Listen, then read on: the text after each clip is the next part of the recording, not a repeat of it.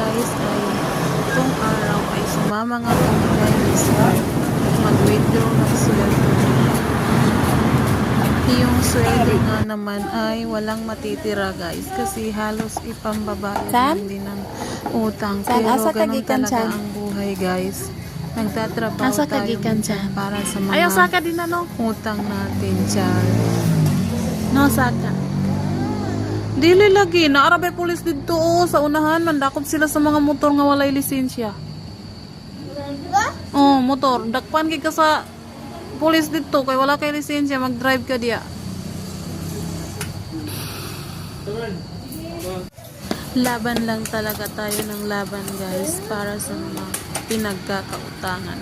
Ang importante ay nakakabayad naman kahit papaano.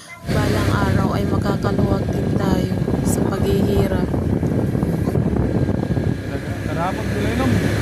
At salamat po sa Nasweldo nila sana ato. suportahan niyo ako kahit sa simpleng pag-subscribe